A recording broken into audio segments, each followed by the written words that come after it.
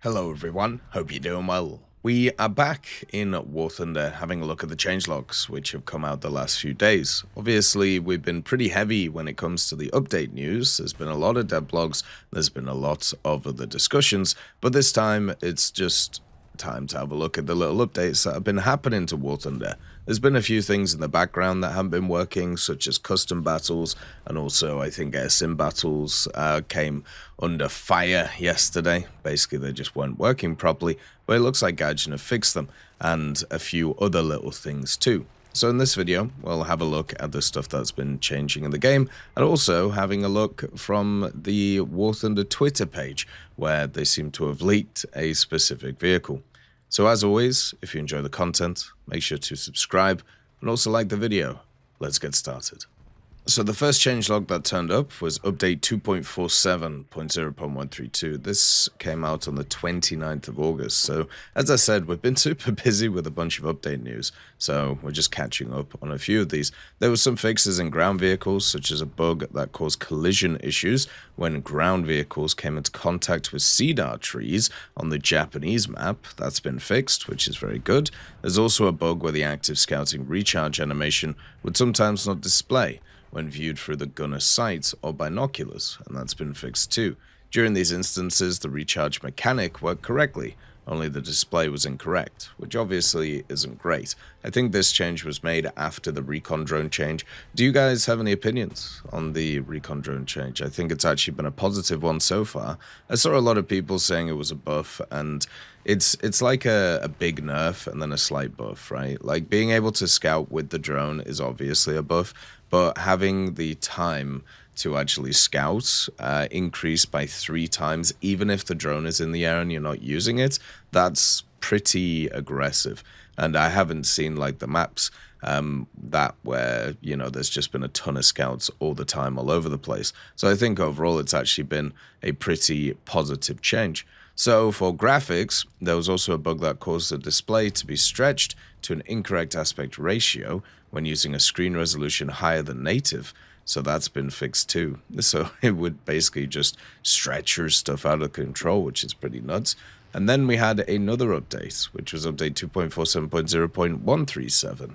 And this concerned naval vessels. First, with the Yukikaze, there was a bug where the visual model showed the torpedoes being launched in the wrong order, which has been fixed. So they would launch in the wrong order, but they wouldn't actually go in the wrong order because it was just a visual bug there, which, yeah, that's probably one of the more annoying ones, when what you see is not actually lining up with what is happening.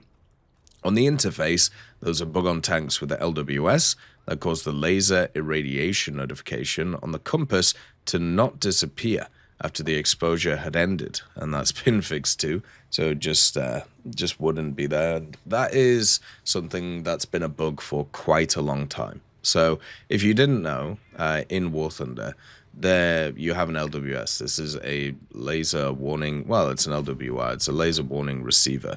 Basically, if somebody lasers you, whether it's with a tank or whether it's with like a helicopter or a plane, you get like a little ding, which would tell you, oh, you're being lasered from this area. And it's super useful in certain vehicles because you can tell when things are coming in to kill you. So you can react, you can use smokes, or you can move, you can do kind of, you know, a bunch of different things.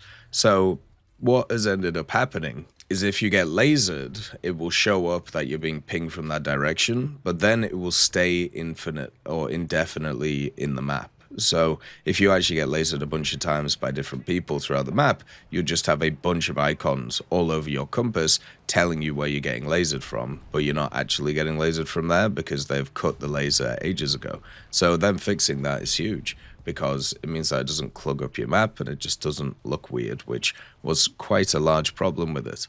There's also another update, 2.47.0.140, and this one, there was a aircraft bug that allowed aircraft to remain mostly unharmed from forward fuselage impacts from large air-to-air missiles with warheads similar to or larger than the AIM-9 has been fixed. So basically, if you got hit in the front, you just wouldn't die, which is just like, what? Like, how does that actually happen?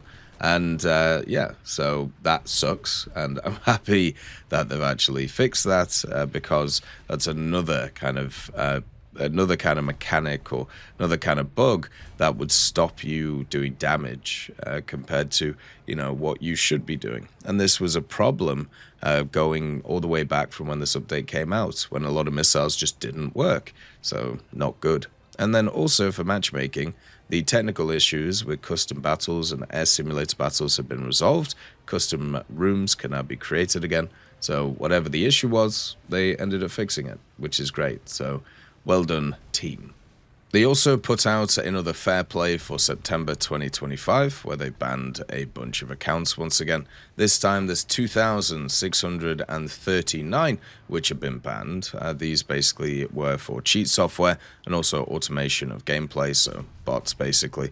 And then also 210 accounts have been banned for a week or longer for intentional team killing, ramming, or griefing, which is a nice thing that they've started doing now. So around about 3,000 accounts affected. Not a huge amount compared to what we've seen previously, but it does add to the tally of how many accounts have been done. I have actually been seeing quite a lot of high-level accounts cheating recently, but they're basically all accounts which have been stolen by people. So remember to activate two-factor authentication. You can do it through the Gaijin Pass application on your phone, and it will hopefully protect your account. It's never nice putting a lot of time into something and then it just completely disappearing because of the fact that somebody nicks it. It's one of the biggest issues on the internet right now, and it really, really is rough. And then there is a leak on Twitter. Not really a leak. It's just the War Thunder official account has put out a picture, and it says, unidentified aircraft, permission to land. And if you don't know what this is the Hornet. Basically, you have, this is the wing. It's the left-hand wing, and that's the Canadian roundel. So, yeah, not really confirmed that the Canadian Hornet's coming in, but if it isn't, this would be an epic troll from the basement guy, as we've had many times before. So, yeah, it's obvious with the league list. The league list at the moment is all true. There hasn't been any misses, which is kind of nuts. The fact that they're able to even pinpoint where things are in the game now shows how ridiculous it is. But yeah, this is a Canadian Hornet. According to the league list, this one's going to be a premium, which I think would annoy a lot of people. It annoys me, especially with the Canadian economy the way it is right now. It means that it's going to be like $500, which will be really fun. But also at the same time, it is obviously nice to see more Canadian equipment. You have the RAM coming in as well, this update, which is really cool. And then also you have supposedly a bunch of other stuff, which is here, such as the Australian vehicles too. And then all of the SAMs, and also all of the naval vehicles, and of course, all of the TIE vehicles too. There's a lot of cool stuff in this update, and there isn't a ton, at least according to the league list of premiums. It's just there's quite a lot of nice vehicles that would be fun to play that are premiums, but that's pretty much how it is every time. So, as always, let me know what you think about the update and everything else. Look after yourselves, peace be with you, and I'll see you next time. I'd just like to thank GMG Smiley, CD Beans, Chieftain Mike, EMN3 Galaxy, Tulio Pontecorvo, Brendan Quinn, Carrion Crow, Gus Irenicus, Pyman, Wartinder, Teddy, Daniel Stanton, Martinez, B. Young, Ozzy Panzer, Alan Hacker, Liam Shear, Opium Prime, Lafouche, Sem Aslan, Uncle Bean, and Derek R. for supporting the channel.